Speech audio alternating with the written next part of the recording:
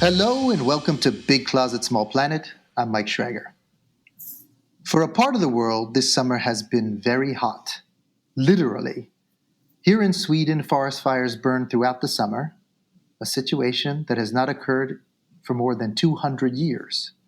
And similar serious fires burned in Greece, California, Japan, Siberia, just to name a few.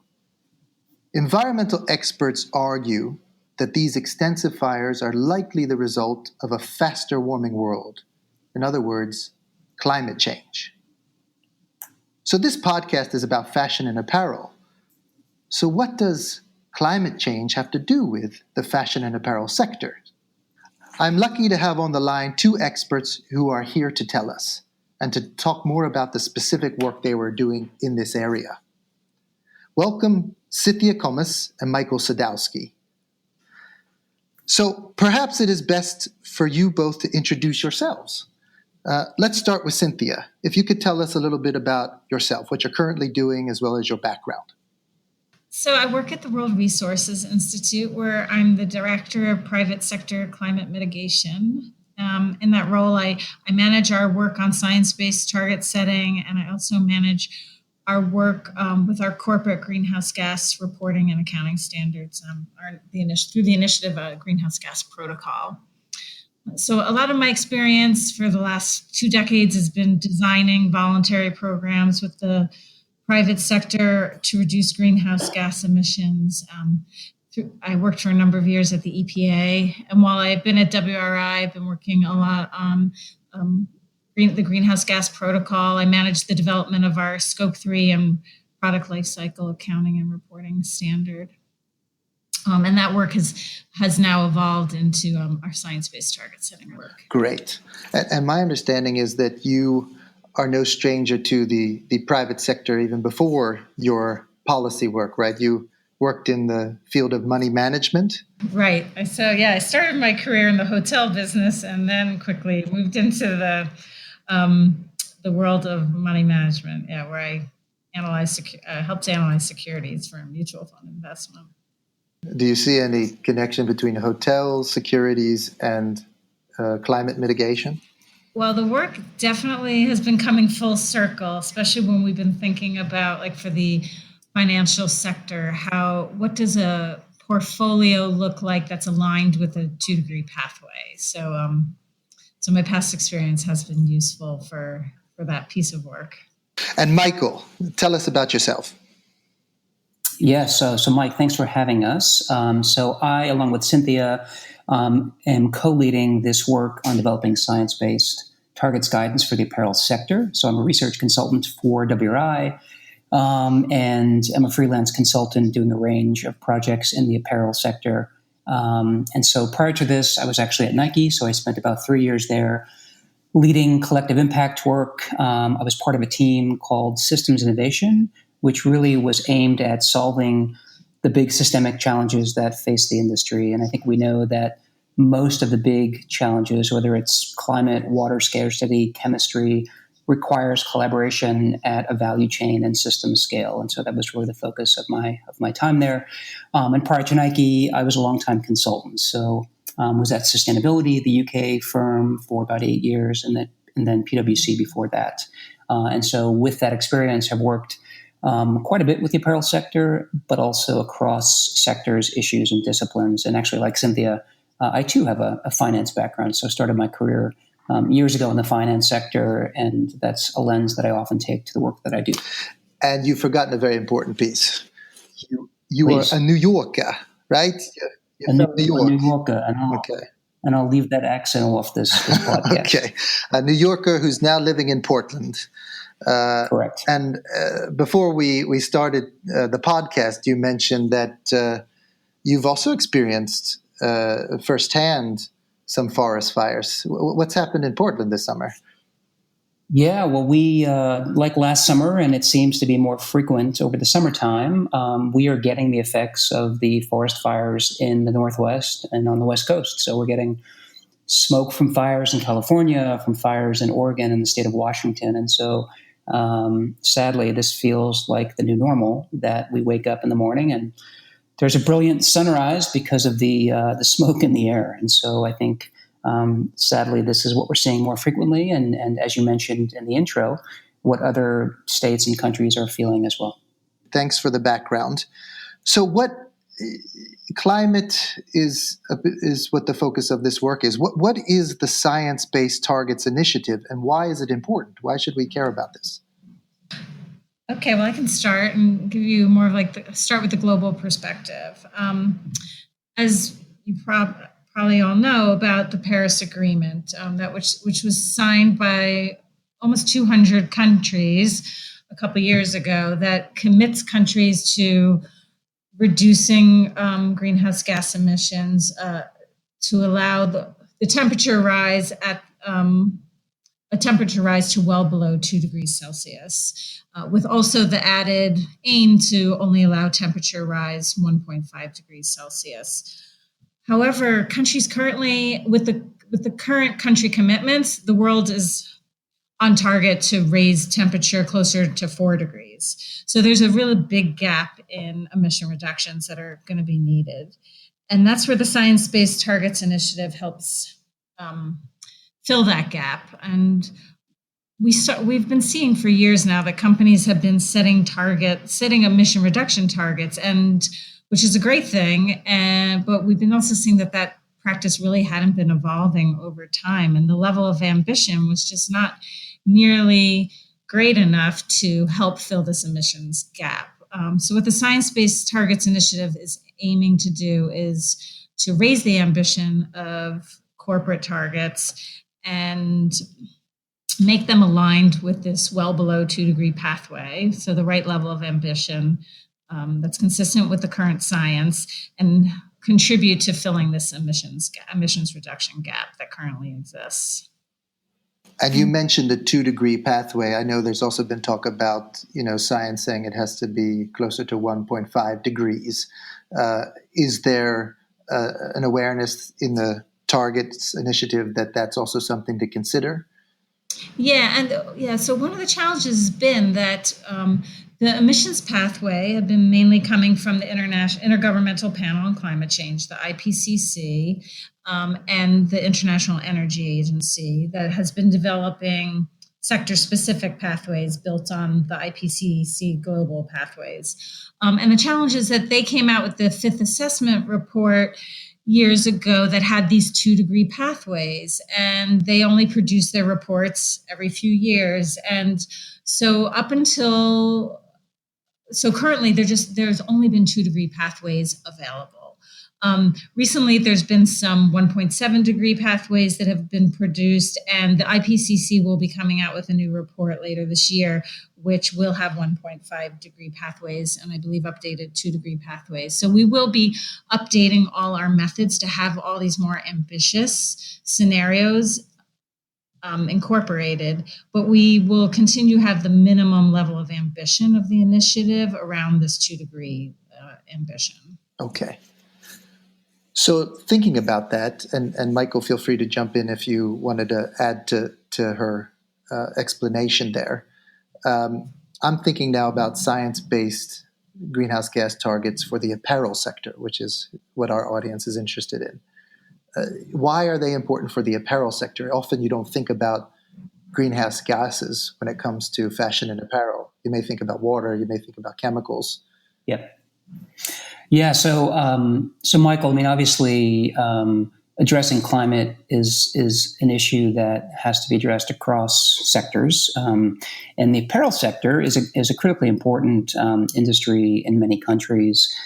There have been various estimates of the carbon footprint of the apparel industry. So when I say apparel industry, I mean the brands that design and market products, the retailers, but also the supply chain that actually creates those products. And it's a pretty wide-ranging supply chain across the world. And so various estimates. So the Ellen MacArthur Foundation a couple of years back came out and said that the apparel sector is roughly 2% of global emissions. Qantas, the research firm, came out and said they think it's about 8%.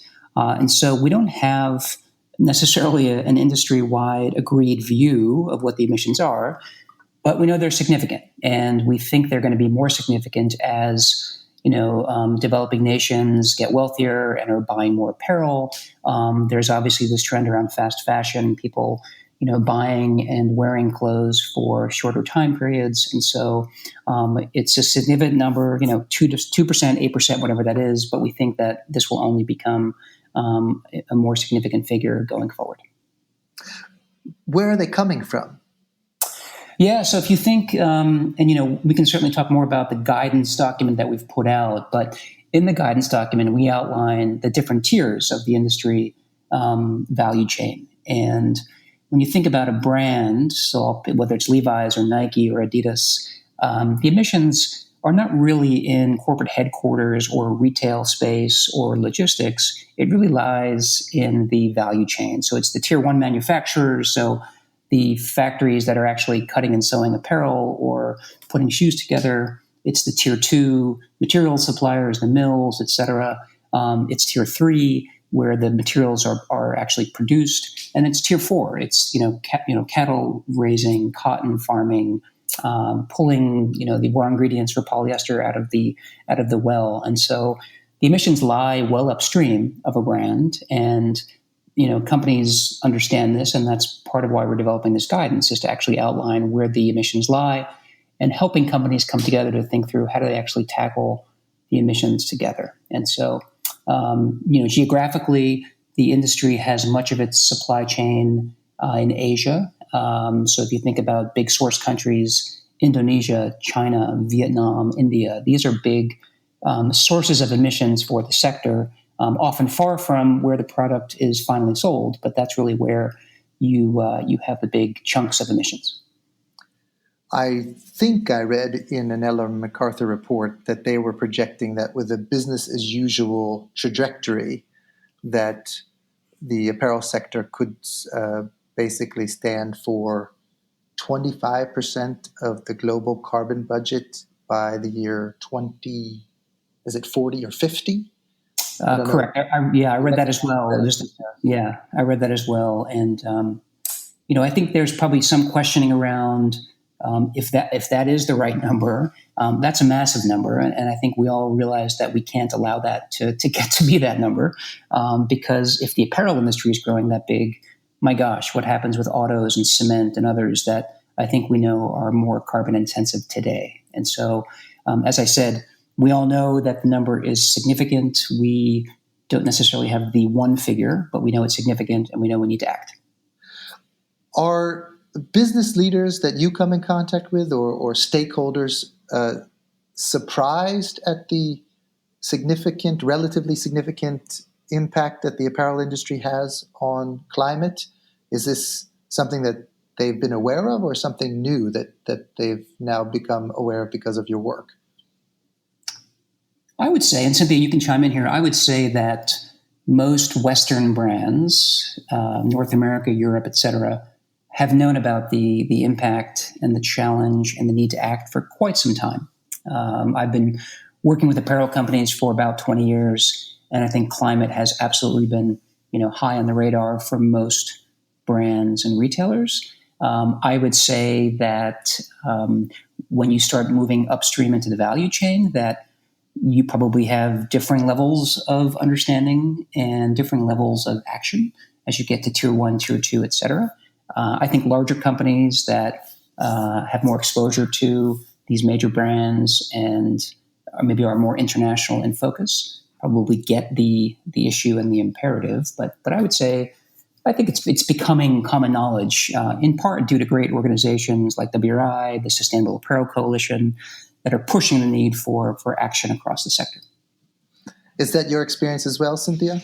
Oh, yeah, definitely. I mean, I'd say, but I was surprised when I learned how significant the contribution of emissions was from the apparel sector. So I assume that most consumers also are not aware of the impact that they're having by all the clothes that they're purchasing.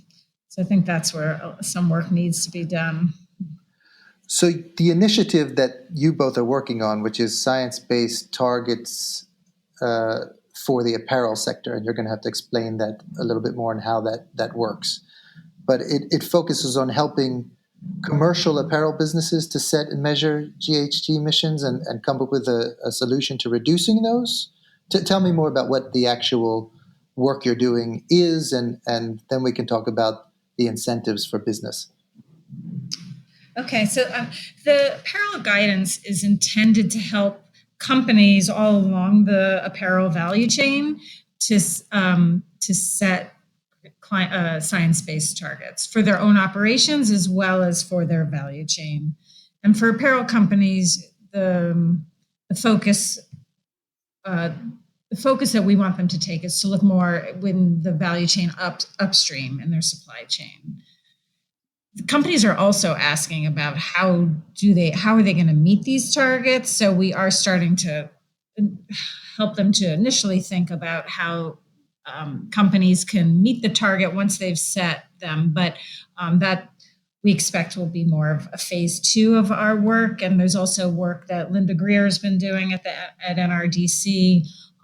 She's been creating a document that she's been calling an SBT roadmap that will lay out best practices for companies in achieving their science-based targets. Yeah, and I'll just say, Mike, that the industry, I think, was prompted several years ago at an SAC conference when Nigel Topping from Women in Business got up on stage and basically put out a challenge to the industry and said, basically, how can you call yourselves the Sustainable Apparel Coalition if very few of you are actually setting science-based targets around climate, which for many in the environmental field is the pressing issue that we have to get after in a much more significant way. And so I think that really, for me, at least in my experience, was the start of more companies actually thinking through what would a science-based target actually look like for us as a company in this sector. And so I think you then had companies proposing different things and taking different approaches and thinking about how do you measure data, how do you get your arms around a very complex supply chain. And so I think the guidance is meant to provide a common framework for companies as they think through setting reduction targets. And to Cynthia's point, there's a big piece in here about how do they do that? And we've referenced some of that in the guidance document, and we can certainly talk to that. But that's frankly a whole other big piece of work that needs to happen around how do you actually then mobilize, connect, drive work in the sector. The guidance is really the blueprint, like how do you set these targets? What should you be considering? And then the how is another big work stream.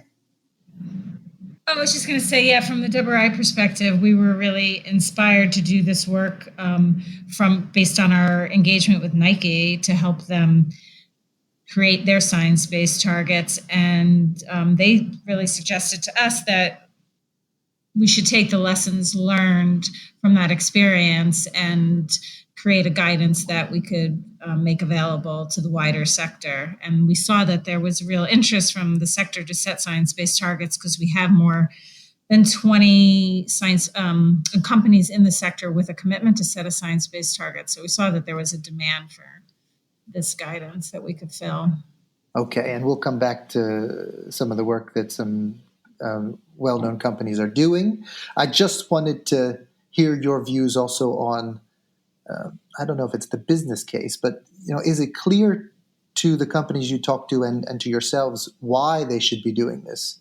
What are the incentives to do so? And I'm conscious that there is a public good, of course. We all don't want the planet to spin off into 4-degree trajectory and all the things that can happen there. But when you talk to a company, what is the argument about doing this, especially considering there doesn't seem to be any regulations and such on the books today? Mike, I'll start, and Cynthia, you can chime in. I would say that most companies can see real business benefit in making investments in things like efficiency, even things like renewable energy in the supply chain, where renewables are coming close to cost parity with fossil fuel-based generation. I think some companies absolutely see issues around resilience. So if you source apparel from Vietnam, you're potentially facing brownouts every so often, right? Because the electricity grid is unreliable. And so thinking about on-site renewables or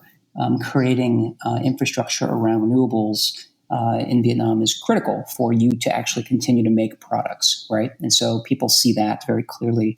I think people see the innovation imperative. If you can find new materials that take out chunks of carbon in the supply chain, that's fantastic, right? A lot of the carbon footprint of the industry is embedded, if you will, in the materials. And so if you can actually replace polyester with alternatives that actually have much lower carbon footprints, that's a fantastic innovation story. Certainly there are stakeholder expectations, and companies in part are responding to pressure from NGOs, investors, et cetera. And you mentioned, Mike, the kind of the public good. I think there's obviously a moral imperative for companies to act across sectors. And I'll just connect this to, my old company and other companies that manufacture sporting apparel and footwear. Sitting here in Portland, Oregon today, where there's another, air quality alert, we're told not to go out and exercise. And so if you're selling products that you should be using to exercise and you can't because of, poor air quality, that's obviously kind of an uber problem for companies to think about. So generally speaking, I think companies see those broad business benefits, but I'll let Cynthia add if she'd like. I think for measuring and managing emissions, the business case is really straightforward. It's reducing risk and identifying opportunities. If you understand the emissions across your operations in your value chain, you'll see where the risks are. You'll identify where the hotspots are for reduction, and you can focus in the right place. And as Michael's saying, there's lots of opportunities for efficiencies and cost reductions. When you're thinking about going a step further and setting a science-based target, what we see from companies is science-based target setting has really become the symbol for climate leadership. If a company wants to be seen as a leader on climate, they need to be setting a science-based target. So the companies that are consumer-facing are doing it for reputational benefits. And then we also are seeing that there's more and more investors asking companies or investees whether they have a science-based target. And we're seeing that that's a driver for the companies that are more B2B companies. That, they may not be doing it for reputational benefits, but they're doing it because investors are asking them, because they know that that's a signal of whether the company is prepared for this transition to a low carbon economy that we see is inevitably going to happen. So let's talk about some well-known companies. I'm here in Stockholm, and so of course H&M comes to mind. And H&M about 2 years ago, a year and a half ago, publicly declared that they will have a climate positive value chain by at the latest 2040.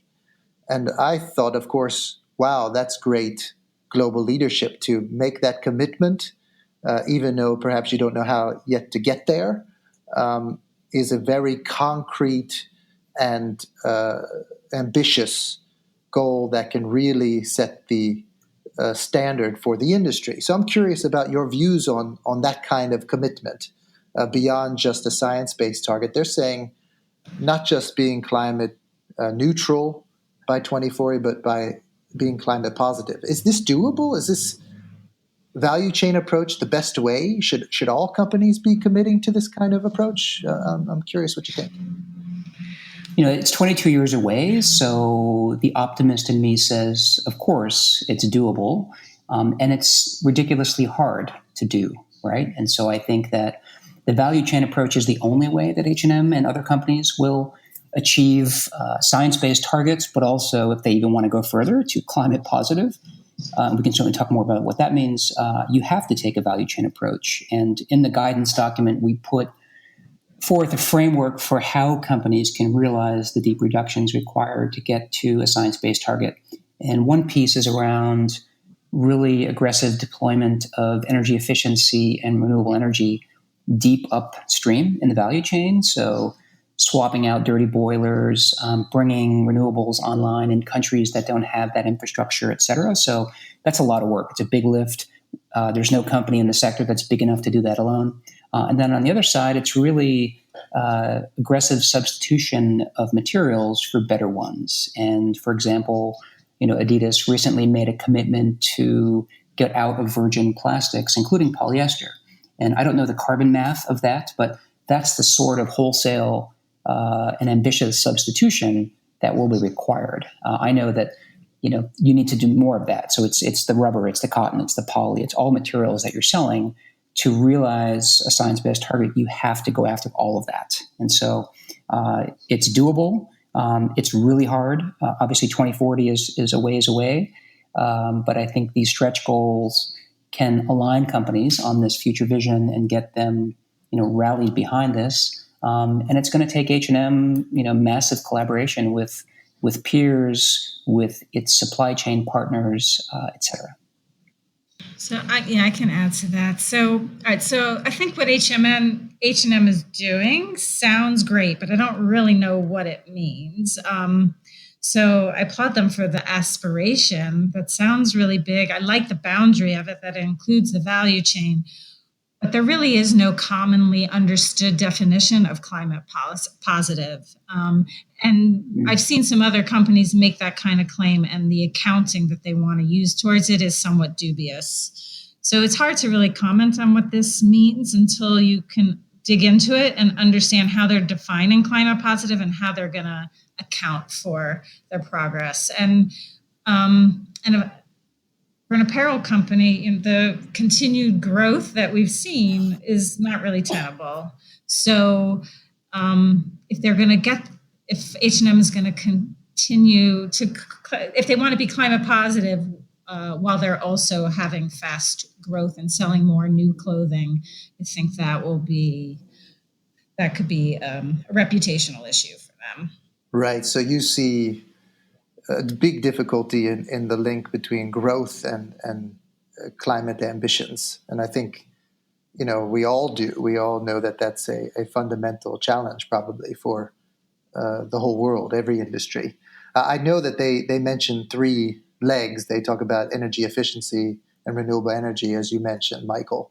And then they talk about something called climate resilience, where I think they're speaking about how they enable, I think, carbon sinks, resilience in those at a broader level, so that they don't only just offset their own emissions, but also help offset other industries' emissions. But I, again, don't know, and I think it's an interesting discussion to dig into in another pod.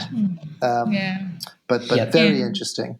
One other thing I do like about this is it's just that because of the ambition, and they don't know, they might not know exactly how they're going to get there. It's really a stretch goal. And we see that a lot of companies don't want to set an ambitious science-based target or some other type of ambitious target until they have a strategy mapped out to exactly how they're going to get there.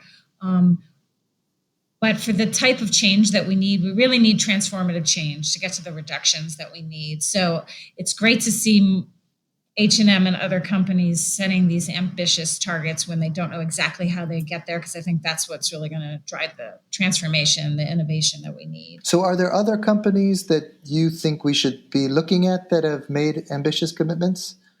Should we be impressed with those as well? Well, one of the targets that came out from an apparel company recently that I think is quite ambitious is from Levi Strauss, that announced that they were going to reduce their emissions like 90% by 2025 in their operations, and then 40% in their supply chain.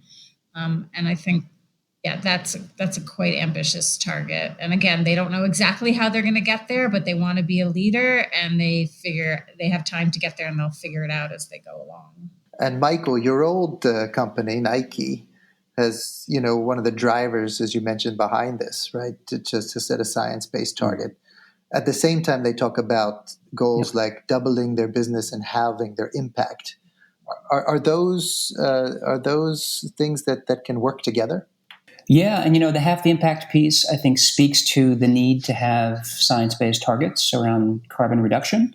And so Nike is one of the 20-plus companies that has committed to set the target, and I would presume they're working on that. And so I think that goes hand in hand, and I think they have a pretty keen understanding from years of work on this about the how. So what are the steps that need to be taken to actually deliver on that target? And I'll just say, Mike, that from my experience working with Nike, but also with other companies, I think there's this balance between setting stretch goals where you don't know exactly how you're going to get there, in what time frame, versus quite a few companies that I've experienced want some sort of plan they can take to senior management and boards about achieving these big strategic aims. And so I think that that's just a struggle that I think that work in the sustainability space feel quite consistently, that you want to set these long-term ambitious goals, and yet you also want to be credible when you show up to a board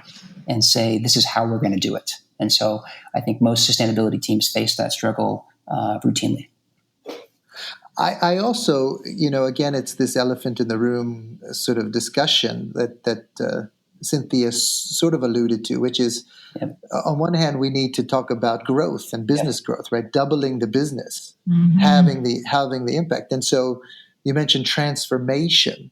For Nike to be able to double their business and have the impact, or anybody in any sector, is hard to imagine unless, as you say, it's a completely new business model of sorts, right? That we're maybe reducing the amount of products or how they're used. It just seems like something hard to get your head around. And of course, investors and people who want short-term profits don't really maybe see that can go hand in hand at this point. So if you have any views on that, is Nike very much aware of this potential contradiction? Yeah, I'll just say that every company is aware of this contradiction. Mike, I would say that I think as long as we have an economic system that measures value by selling stuff, that's a GDP-based accounting system, if you will, then it's a really hard sell to get companies to stop, marketing products and trying to sell more stuff. And so I think that if you work in the sustainability space, that conundrum that we all face. It can be daunting and paralyzing if you let it. But I think that companies understand that even with that, there are new business models emerging, and we can certainly talk about that. There are concrete things that you can do in the apparel value chain to take big chunks of carbon out. So if you take renewable energy to Vietnam at scale, that's going to be a huge solution for the sector. If you go out and invest in innovation to find lower carbon materials, huge potential for reducing emissions. And so yes, we know that selling less stuff is kind of the elephant in the room, and we can't let that paralyze us because there are concrete things that we can do to reduce emissions in the sector. Okay, so I'd like you to do me a favor, because I can imagine that, to make this possible, we need to create the incentives, and incentives come from all sorts of directions. And if you disagree with me, please state that. But I thought that I would throw out a few types of activities and hear from you on a scale of 1 to 5 how important you think they are. And this doesn't have to be evidence-based, so we won't hold you to it. But I thought 1 would be, not so important, and 5 being very important, just to see where your heads are at around this. And we don't have to agree, right? We might have differing answers here. If you don't agree, I think your partnership is ending, and you should work with some other organizations. Okay. No. Okay. I hope you don't agree. Okay. So you're ready. So let me ask you about new technologies. Is on a scale of 1 to 5, how important is that for getting us to a climate goal that is successful? 4. Cynthia? I'd say 4 as well. And why is, because that's high. Why is 4 so important? I'll say I was going to say 5, but I actually think the technology exists already to take to source countries for renewable energy, for example. And so we don't need new technology to bring renewables to Vietnam, to Indonesia, et cetera. We need more systemic change around policy and things like that. But I would say that new technology is needed on the materials side, on the methods of manufacturing side. So, for example, how do we accelerate the deployment of textile recycling, chemical recycling of polyester, which promises to have a big carbon benefit? That's where I think technology is critically important. And do they have to be disruptive? There's a lot of people talking about sort of existing technologies and things that are disruptive that may change the way the industry works. And I know that that's a difficult conceptual discussion, because, as you're saying, we need this to happen now to implement within an existing supply chain the way maybe companies know how to work. And so implementing solutions that maybe ask them to do something differently could delay improvement. So do you have any quick views on that? I personally think that we may talk about disruption and disruptive technology a bit too much, that there are known solutions for taking chunks of carbon out of the value chain today. And so if you deploy renewables, as I said, in Vietnam, Indonesia, et cetera, that's there. And what's going to get it to go faster is, better policy structures, more collaboration, demands from brands that say, if we're going to source from you, you're going to source renewable energy. And so it's less about the disruption and the disruptive technology, Mike. It's more about how do you actually deploy en masse what we have today. I totally agree with that. But when you think about disruption, I think where the opportunity in the apparel sector is on disruptive business models, like thinking more about repair and resell models or recycling models and things like that I don't think have been fully explored. Okay. So let's move to the next one. Investor pressure and other financial incentives. My instinct is, business is driven ultimately by people making money off of this. So how important is investor pressure or other financial instruments or incentives? My quick gut says 3. And the other money manager, Cynthia. I think in this sector specifically, 2 or 3. Interesting. I would have put that at 5. So tell me why you think it's a 3.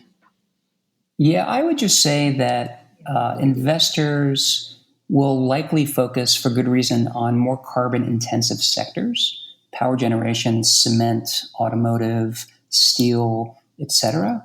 That while we discussed the apparel sector being significant, I personally think it's less significant in terms of emissions than all of those sectors. And so if you're an investor and you're investing in the apparel sector, it's an issue for sure, but I think there are perhaps other issues that are more important for the sector or as important. And I just think it's less of a driver than some other stakeholders might be. Now, I will say that financial incentives, so there's investors and there's financial incentives. And I think the work that the IFC is doing and others are doing to incentivize clean technology in factories, for example, giving better credit terms for better performing factories, I think that's incredibly important because I think suppliers need the financial incentive to invest in the sort of technology that will help reduce emissions. And so I think that's very important. But I would just say investors, the BlackRocks, the Vanguards, the active managers of the world, perhaps a 3. But Cynthia, please.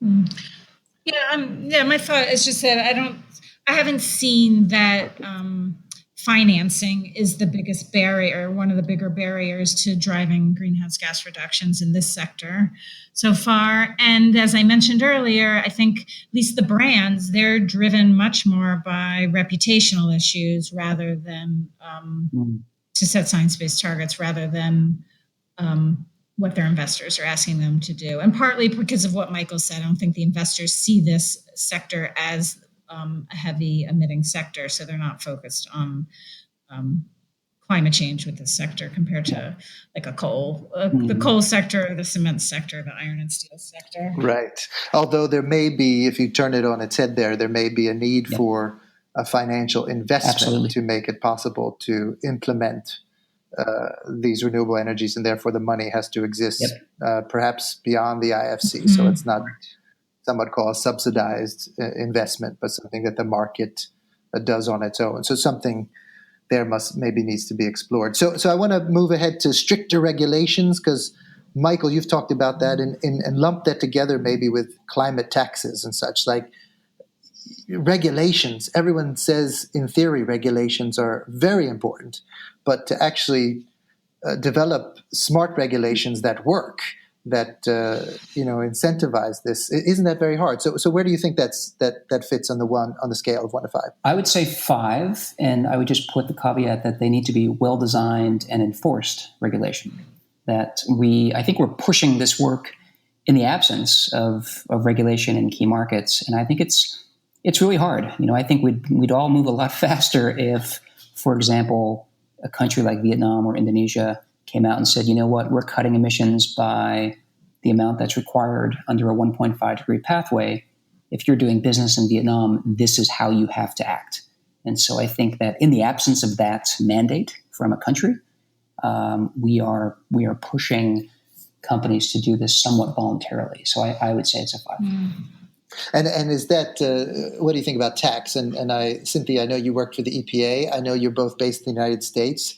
At what point thinking about taxes has been off the table for a while, although I've been reading that even the Republican Party, some people in there see that taxes on climate could be quite valuable for driving innovation. So do you think the most effective way on a regulative or legislative front is a tax? That's probably a subject for another pod, right, Mike? But I just think from my economics training, I would say that, putting a price on carbon, and you could do that globally and effectively, that would probably be the thing that you need to do. But again, we could probably talk for quite a while about the pros and cons of carbon tax versus cap and trade versus other instruments. I guess I'm just trying to think I would probably rate regulations a little lower, maybe like 3 or 4, partly because we have to have the reductions now quickly. And I think getting the right type of policy in place that's really could actually trickle down to have a big impact on the apparel sector could take quite a while, unless it's more like incentives to encourage more renewable investment in certain countries where there's a lot of suppliers to the apparel sector.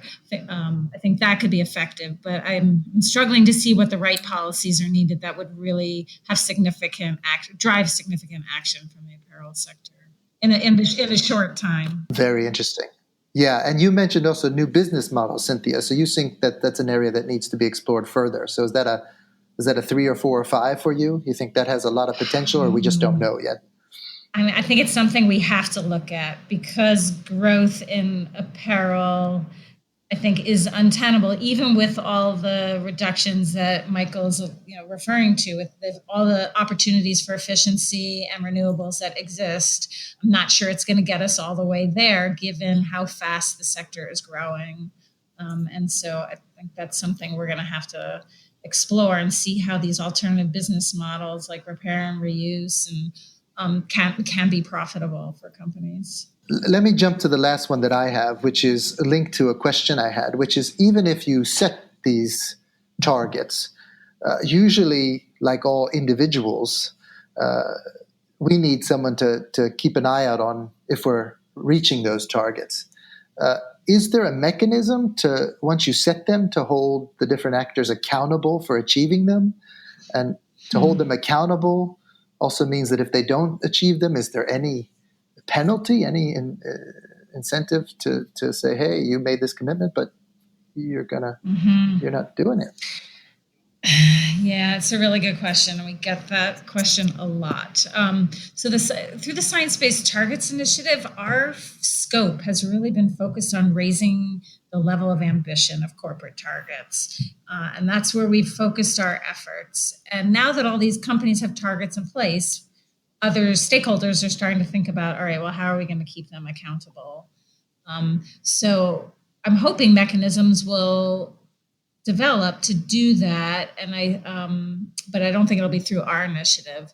CDP also already serves a really good function for that because many companies, including the apparel sector, report their annual emissions and the other work they're doing on their climate strategies to CDP in their annual surveys. So that will be a way that stakeholders can see track their progress against their company's targets, the progress against their targets. And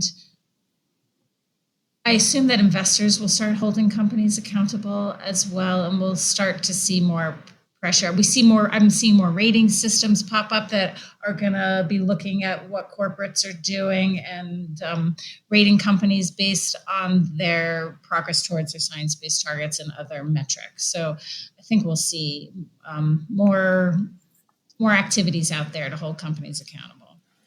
Well, thanks for jumping into that rating exercise. I've learned a lot just by listening to you both about the different options there. So I want to round off our talk with a couple of remaining questions. One is, the narrative driven by a number of organizations around sustainability shifts from year to year in terms of what the vision is. More recently, with the Ellen MacArthur Foundation taking a very important role in the discussion has moved towards this idea of a circular economy and a circular apparel system. Mm. And I'm wondering, from your point of view, does that help or hurt the work that we're trying to do around climate and the work that you're doing? Do these things go hand in hand, or is it confusing for the industry? Yeah, Michael, maybe I'll start and then Cynthia can chime in. But when I was at Nike, I led our relationship with the Ellen MacArthur Foundation and thought a lot about the circular economy and its applicability to apparel. And I just want to preface this by saying, sometimes circular economy is used to describe a particular activity or practice, whether it be clothing rental or repair or textile recycling or things like that. It's a broader concept than this, and it really requires a fundamental rethink of an economic system. It's about keeping materials at their highest value economically and environmentally for a longer period of time and building a more restorative and regenerative economy. And so I think if you take that broader framing, and they have the butterfly diagram that your listeners can check out, but repair and rental and those sorts of things are pieces of it. And I think we need all sorts of thinking and innovation around the circular economy, and we need investments across the board in circular materials or recycled materials, in circular methods of manufacture, in circular business models. We need to think about all of the above. And I do think the circular economy can be a useful framework to identify the right solutions. It can be a distraction if we talk about, for example, clothing rental as the solution. I'm skeptical, frankly, of the market size for clothing rental. I'm not going to rent someone else's workout gear, and I don't think most people will, for example. And so I think that when people get excited about things like rental or subscription, we should know that we absolutely should explore and try to grow those industries. But those things are super drops in the bucket when thinking about the need to reduce emissions and to really, the industry is growing. And so I think that circular economy is a helpful framework if you look at it as a larger framework and embrace the innovation needed across it. Yeah, I think that's an interesting perspective. I just see it as part of the solution, and I'm not sure how big a piece of the solution it is yet. I think we have to understand better what the environmental implications are for these business models. How do they compare to just producing new clothes? And I think that's one thing WRI is looking at. We're trying to come up with a methodology to assess the environmental impacts of these alternative business models. And hopefully that will help inform decisions that our apparel companies will be making in the future. We did talk about this idea of growth, and some of your colleagues at WRI wrote a lovely think piece about what I talked about, the elephant in the room, right? This idea of consumption. Will we be able to meet these science-based goals without reducing consumption? And we've touched upon this. Do you have any additional views on that, or have you said what you want to say about that? I'll just add that, again, as long as we're measuring economic well-being through GDP and through revenue growth of companies, it's tough to get executives at companies to commit to selling less stuff. I think that we, of course, need to encourage new models of consumption, rental, subscription, experiences. And I think in other sectors, we're certainly seeing that, whether it's automotive or, hotels. These industries are slowly getting changed. But, the clothing rental industry, I think is going to be small for quite a long time. And it's just not going to replace the revenue of, Nike is a $35 billion company. You need to replace, if you're going to grow those companies, those segments, you need to kind of replace the revenue that you might lose by selling new product. And I think that we're quite a ways away from that. So I think that, consumption, sadly, if you will, is where we are. And we're not going to, I think, move the needle by telling companies and consumers to consume less stuff. I think that's just the reality that we have to embrace. But Cynthia, I'd welcome your thought on that. I mean, our economic system is really the barrier here. And as long as we have it, it's going to be challenging to reduce consumption. But I think right now there's so much opportunity that's untapped with energy efficiency and renewables. And we have to maximize those now while we focus on looking at how we modify our economic system or look at alternative business models, try to tackle these have more time to tackle these biggest pieces while we address what we can in the shorter term. Right. And Mike, just keep in mind too that the apparel sector plays and has played a critical role in economic development in many countries over decades, right? So you have the industry, it does pop around from country to country, but it's a source of employment for millions around the world. And so, again, we're not going to get to a scaled rental business for quite a long time, I would say. But if we stop producing apparel in any significant way, there would be socioeconomic implications around the world. So it's just a complex issue that requires thinking about, the environmental piece, but also the social and economic side. So I'd like to round off by broadening the view of science-based targets, which is if we have these for climate, should we also be having these for other key sustainability parameters that we can think about scientifically, like water and chemicals? Is this just the start of a broader science-based approach? And is that what we need? Yeah, that's a good question. And that's something WRI and with other NGOs have been thinking about for the last year or so. We think there's a lot of opportunity to expand this concept to water, land, the ocean, and biodiversity. And that's something we've been exploring with a number of other groups and hope to launch something in the near future. The freshwater work is already underway with WRI, CDP, WWF, and a few other NGOs. They're working on a guidance document on how to set what they're just calling context-based water targets. And that I believe that's well underway. I'm not sure when that's going to be launched, but and we're already working individually with helping companies think through how to set these context-based water targets as well. And Mike, if you read what companies discuss around water and other topics, I mean, it's clear that many leading companies are already thinking about the context in areas from which they're drawing water to make apparel, and that goes back up to the cotton farm stage of the apparel sector, but also, if you're sourcing materials from a mill in a particular region that has water scarcity issues, that's a business risk. So I think many companies, while they may not have science-based targets for water, I think they're absolutely thinking about the water risk side and how do we keep, making product if, our mill is facing water shortages. So I think that's naturally part of what leading brands and retailers and companies are doing. Well, I think I knew what you were going to say. That was a leading question, as you know, because Cynthia and I were part of a workshop at the Textile Exchange not so long ago where we got some updates on the water work around this, although it's moving a little slower.